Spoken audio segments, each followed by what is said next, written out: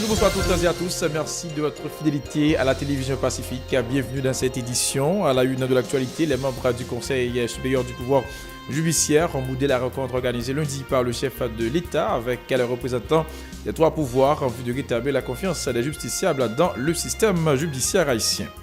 Ouverture lundi à Pétionville de la 34e session des parlementaires de l'Afrique, Caraïbes, Pacifique et l'Union européenne. Le président Jovenel Moïse et celui du Sénat haïtien Yuri Latortue ont pris part au lancement de ces travaux.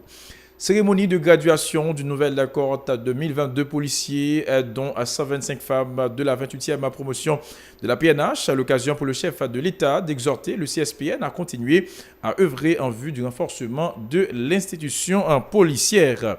Commémoration de la journée internationale des migrants autour du thème « Une migration sans danger dans un monde qui bouge ». En Haïti, les responsables ont retenu le thème suivant « La migration, une réalité à gérer au bénéfice de tous ». Voilà, mesdames, messieurs, pour l'essentiel de cette édition. Je vous invite à rester branchés sur la télévision Pacifique. Ces titres vous seront développés sous peu.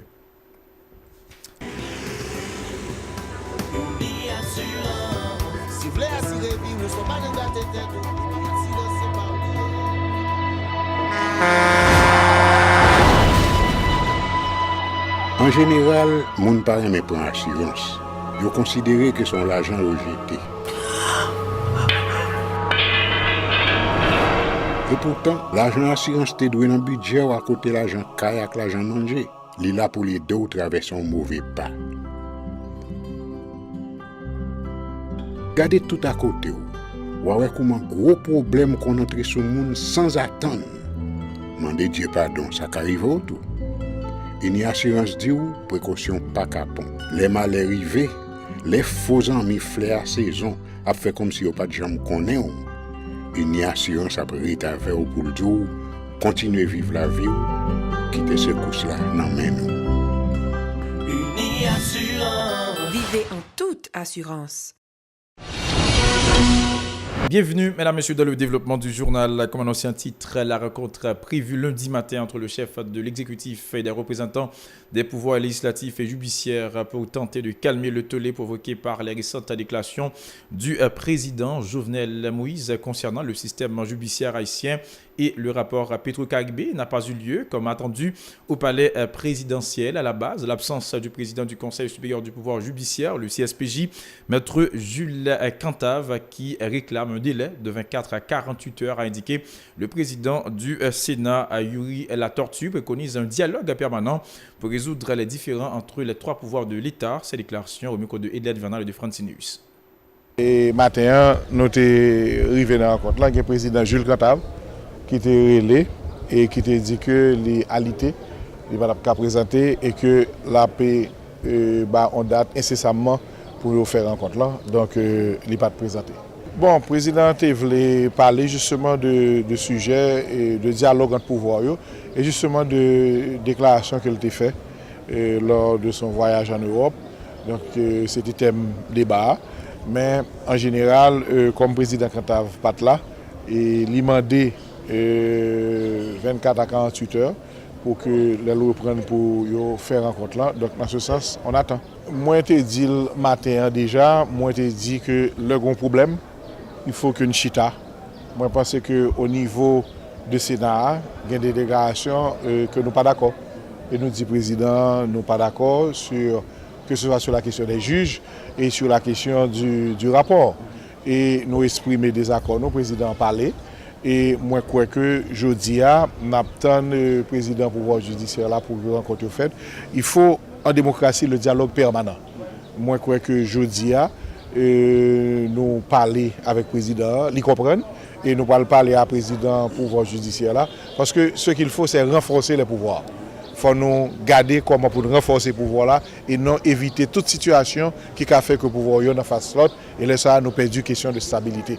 Hommes et femmes d'État doivent toujours travailler pour renforcer le pouvoir. Et les gens malaise pour nous dire, pour nous vider et puis pour nous aller de l'avant. De ce côté, le président du Conseil supérieur du pouvoir judiciaire, maître Jules Cantave, dit n'avoir été informé de la rencontre au palais présidentiel que le jour même. Selon ses déclarations, il n'y a aucune hostilité du côté du CSPJ face à cette démarche du chef de l'État haïtien à ces déclarations. Le Conseil n'a pas un avec le président de toute façon, mais peut-être en autre date. Donc on ne l'a pas fait matin.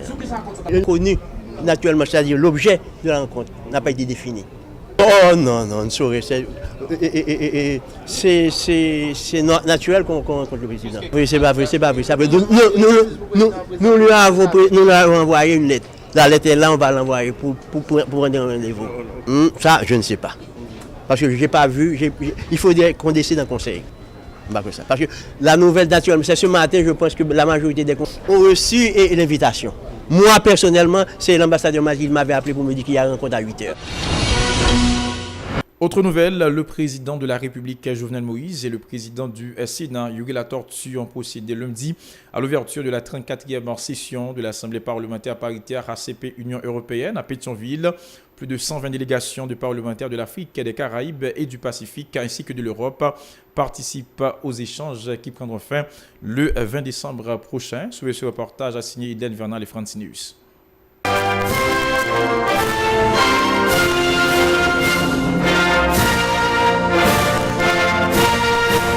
C'est une nouvelle occasion que les parlementaires haïtiens ont décidé de saisir pour exiger l'indemnisation d'Haïti par la France, qui a exigé qu'elle lui paie pour reconnaître son indépendance acquise en 1804. Le président du Sénat de la République, Yuri Latortue, dans la même veine que le président de la Chambre des députés, Scholzer Chancy, réfute la question d'une dette morale prônée par l'ancien président français François Hollande. Une incohérence, souligne Yuri Latortue, qui exige un paiement en espèces. Cette somme versée à la métropole, qui cassa l'élan de la jeune République d'alors, constitue une dette de la France envers Haïti.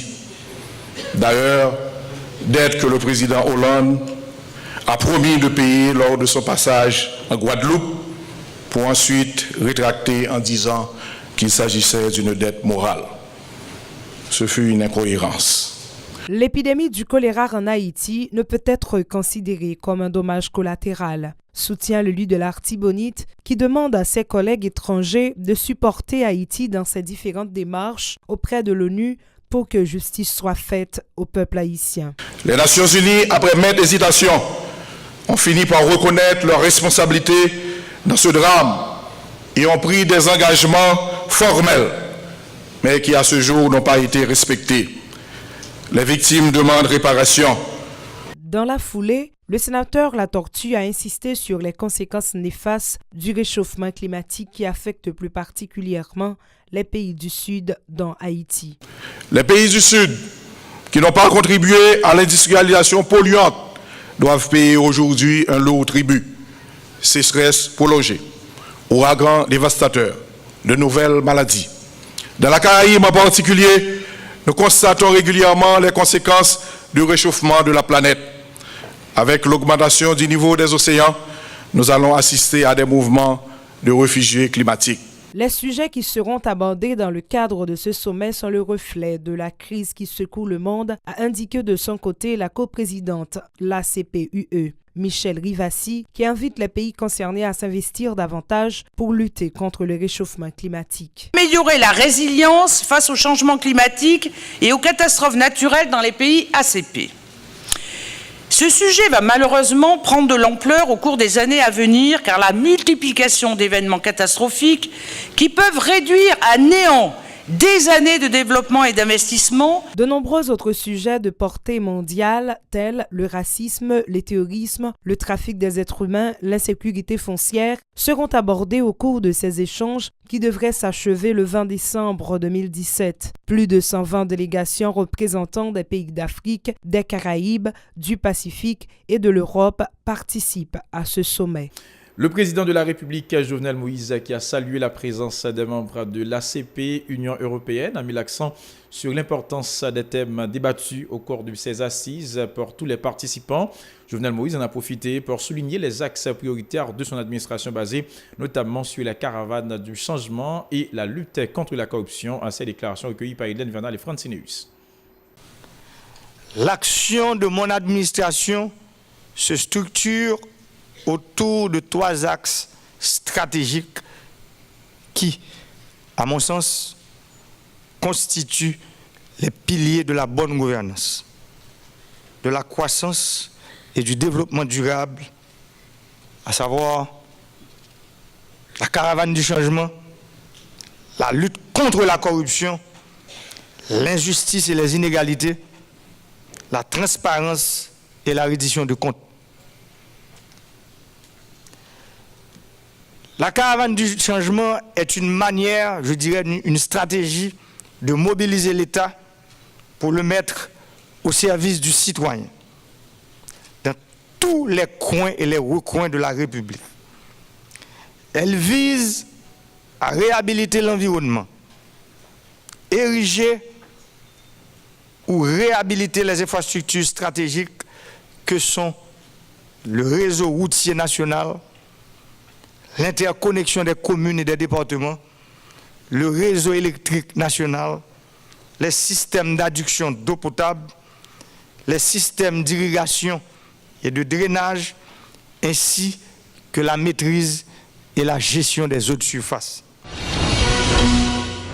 Une nouvelle cohorte de 1022 policiers, dont 125 femmes, ont intégré lundi la police nationale d'Haïti lors d'une cérémonie organisée à Frères en présence du président de la République, du Premier ministre haïtien et des présidents des deux branches du Parlement. À la circonstance, le chef de l'État appelle les membres du Conseil supérieur de la PNH à travailler en vue de permettre à l'institution policière de s'acquitter de sa mission. Suivez ce reportage signé Jean-Marc Sondorcé et Rigon Noël.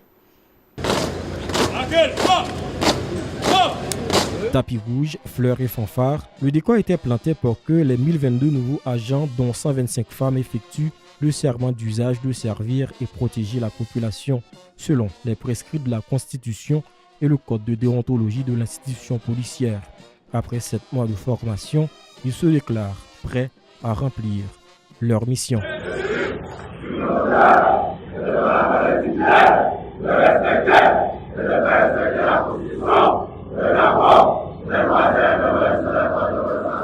Pour le commissaire divisionnaire Bernard Elie, l'un des responsables de l'École nationale de police, la présence de ces nouveaux policiers constitue un pas important vers le renforcement de la PNH.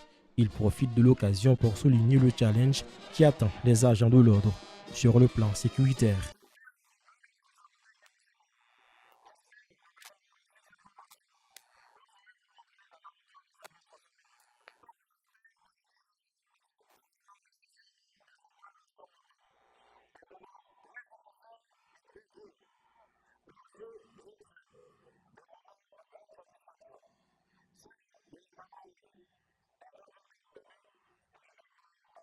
Le directeur général de la PNH, Michel-Angé Dion, appelle ces nouveaux policiers à faire honneur à l'institution. Il les encourage aussi à respecter les droits de la population dans l'exercice de leurs fonctions.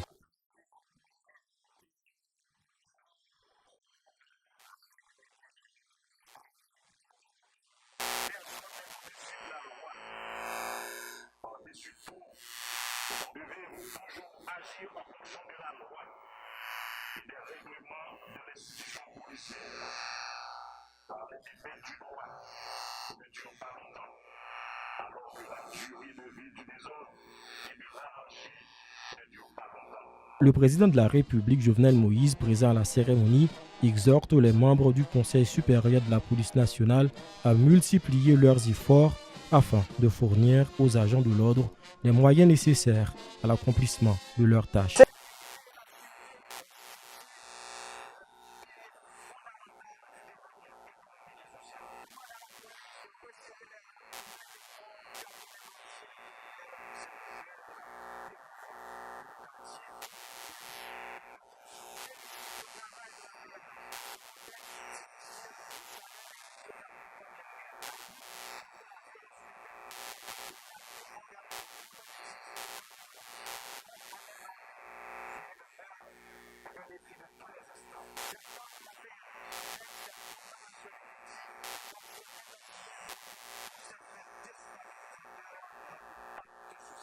Ces nouveaux agents sont venus grossir le rang de la PNH qui comptait auparavant 12 946 policiers. Avec un nouvel effectif de 13 968 agents, la PNH pourra renforcer sa présence dans les 10 départements géographiques du pays, se félicitent les responsables de l'institution.